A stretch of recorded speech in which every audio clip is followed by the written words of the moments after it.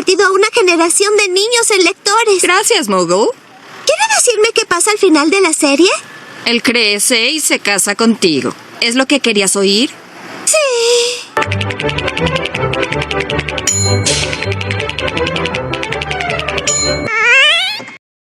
Por más que había intentado silenciar, no sin razón, pues incluso yo que me considero un defensor a ultranza del derecho a la información, no quise difundirlo en su momento. Se ha hecho público el asunto del sótano del Templo Mayor. Al parecer, la causa de que tan lamentable hallazgo haya trascendido finalmente fue el afán sensacionalista de un equipo de pseudo reporteros que tuvo en más su personal lucimiento que el descrédito que con esta noticia iba a caer sobre el país. La primera información tenía que ser, se dio en un noticiario televisivo cuyo nombre omito, pues no puedo afirmar que yo lo haya visto. Hace más de un lustro que, por principios, salud mental y autonomía intelectual, no me planto ante un televisor. Me enteré por medio de un amigo. ¿No viste anoche?, me dijo, el reportaje acerca del sótano encontrado en el Templo Mayor. La sola pregunta despertó en mí una mezcla de rabia, indignación y pena ajena, pues enseguida me trajo a la memoria una de las experiencias más desconcertantes de mi carrera periodística, cuando con un grupo de compañeros de prensa me hallaba en una de las excavaciones del entonces recién descubierto Templo Mayor y una arqueóloga, si mal no recuerdo, de nombre Alejandra Rodríguez, nos mostraba orgullosa un montón de tepalcates prehispánicos, al tiempo que nos explicaba la antigüedad que debían tener de acuerdo con ese calendario geológico que los expertos conocen como pozo estratigráfico. Yo tomaba nota y me maravillaba por lo que habrían de significar esas ruinas para la reconstrucción de nuestra historia. En eso estábamos cuando alguno de los presentes se apoyó sobre una piedra de forma pentagonal, haciendo que se accionara un mecanismo, y de pronto todos caímos hacia el fondo. El piso sobre el que nos hallábamos platicando se abatió. Para nuestra fortuna, fuimos a dar contra un colchón de polvo que amortiguó nuestra caída, ya que el nuevo nivel estaba a poco más de 5 metros. La tufarada de ese polvo finísimo, talco negro parecía, se levantó como la columna de un incendio, y aunque llamó la atención de varios albañiles que trabajaban por ahí, ninguno se percató de lo ocurrido, pues la compuerta volvió a cerrarse de inmediato sin dejar más rastro nuestro que la polvareda. Asustados por la total oscuridad, con la boca y los ojos llenos de tierra, nos quedamos inmóviles sin acertar a comprender qué había sucedido. La arqueóloga prendió un encendedor, algunos colegas dispararon los flashes de sus cámaras fotográficas, y lo que vimos con esa media luz nos quitó el habla. En silencio nos aproximamos buscando juntar nuestras espaldas y en silencio improvisamos una antorcha. Lo que entonces apareció a plenitud ante nosotros juramos no revelarlo nunca. Si hoy rompo mi palabra es porque considero preferible difundir una versión objetiva de los hechos y de ese modo frenar en lo posible el escándalo y el estupor que ha despertado el amarillismo televisivo.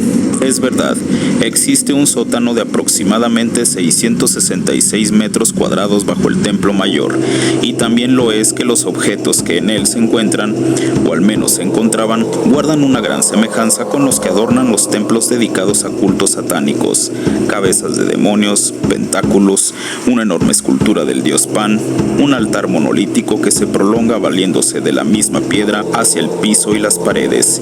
Y también es verdad que el conjunto sobrecoge y atemoriza, como desafortunadamente se ha insistido, incluso con histeria, en la televisión y en otros medios masivos. Lo que no se ha dicho, y fue la causa que nos impelió a guardar ese prudente silencio a quienes por accidente descubrimos el aterrador sótano, es la antigüedad probable de los objetos allí encontrados: 18.000 años los más viejos y 3.000 años los más recientes. Esto significa que durante 15 milenios ese sótano fue la sede de no sabemos qué clase de rituales, y que los primeros habitantes de la zona que hoy ocupa nuestra metrópoli no fueron, como se creyó, ninguno de los pueblos prehispánicos que se conocen. La modificación completa de la idea de nuestros orígenes, así como los centenares de dudas que nos suscitaron los objetos diabólicos que abarrotaban dicho sótano, motivó que, quienes por accidente caímos en ese infernal subterráneo, decidiéramos aplazar de modo indefinido la noticia de su existencia. No tiene nada de extraño que debajo de una construcción se encuentre otra, aun cuando, como en este caso, los objetos de ese sótano sugieran la realización de prácticas repugnantes. Es más, la misma ciencia arqueológica siempre se guía por la convicción de que debajo de un templo se halla otro y que por ello es fuerza excavar y excavar para, literalmente, descubrir los vestigios. Pero una cosa es desentrañar y otra muy distinta y compleja, comprender qué representa lo encontrado. Un grupo de reporteros irresponsables ha puesto a la luz pública la existencia de ese sótano. Ahora corresponde a los estudiosos el arduo trabajo de elaborar las interpretaciones adecuadas. Esperemos los frutos de la ciencia y no caigamos en el fácil sensacionalismo periodístico que he intentado combatir con esta ucronía. En esta ucronía puse en juego la proporción entre realismo y fantasía a que me he referido. Posee además un elemento cuya eficacia pude comprobar muchas veces: la triangulación de la noticia, la estrategia de aplicar a otros medios informativos provocando la impresión de no ser el origen de la noticia, sino un eslabón más de la cadena informativa. Y también, y en primer lugar, el haber tocado un atavismo, una preocupación del inconsciente colectivo de los mexicanos que tiene que ver con el sitio donde está enclavado el Templo Mayor. Fueron algunos de los elementos que me permitieron provocar aquel tránsito de lo verosímil o lo veraz. En conclusión, la verosimilitud es esa virtud que poseen los textos literarios de ser creídos, pero como nadie admite más que aquello que desea, y como los deseos son muchos y unos excluyentes de los otros, entonces ninguna obra puede ser verosímil para todos. Podrá ser coherente, podrá cubrir correctamente con los requisitos de información que el mundo descrito supone, podrá ofrecernos personajes de carne y hueso, tridimensionales, podrá rodearlos de una atmósfera familiar, pero si el lector no comulga con los valores que la obra propugna, por mejor construida que esté, la encontrará inverosímil. Desde que Cervantes escribió la sentencia, el pan pan y el vino vino, marcó el derrotero por el cual debía conducirse la narrativa, pues la palabra que usa el escritor ha de ser exacta. Como dice Horacio Quiroga, si quieres expresar con exactitud esta circunstancia, desde el río soplaba el viento frío, no hay en lengua humana más palabras que las apuntadas para expresarla. La economía expresiva no tiene tanto que ver con ser escueto, sino con ser exacto. Pero la exactitud de la que estoy hablando ha de ser entendida en muchos sentidos. En primer lugar, como elección de la palabra precisa, pues es falso que existan palabras sinónimas o expresiones equivalentes. La paráfrasis solo en apariencia permiten decir de 1000 modos distintos lo mismo. Cada paráfrasis es una versión que dice eso, que dice y no lo otro. Dice lo que dice con un determinado matiz. Así, por ejemplo, no es lo mismo escribir muerto que cadáver. La riqueza semántica de la palabra cadáver, su espeluznante significado etimológico, la voz viene de la frase latina cara data vermis, que literalmente significa carne dada a los gusanos. Dice mucho más que la simple palabra muerto, y otro tanto ocurre con asombrarse y maravillarse. La palabra asombrarse en su origen se refería a esa reacción que tienen los caballos cuando en la noche perciben una sombra. Asombrarse no es igual que maravillarse o sorprenderse o quedarse atónito, pues a veces precisamente lo que uno quiere escribir es que algo tan maravilloso que quiso que el personaje pegase un grito. Si las palabras no son intercambiables, menos las distintas formas de decir lo mismo. Es absurdo que si en literatura, justamente, todo depende de cómo se dice, pueda pensarse que es posible hacer paráfrasis. Más bien, hay que entender que aunque en cada declaración de amor se diga lo mismo, por la forma de decirlo se dice algo nuevo cada vez. No hay que hacer paráfrasis, sino encontrar el mejor modo de decir lo que queremos decir. También la economía, entendida como precisión, tiene que ver con el tino que se posea para elegir el género más indicado para lo que se quiere escribir. Y no solo porque una historia buena para un cuento puede no dar de sí la dimensión suficiente para una novela o viceversa, sino porque cada género o una especial combinación de ellos es la forma que mejor hermana con lo que uno quiere decir.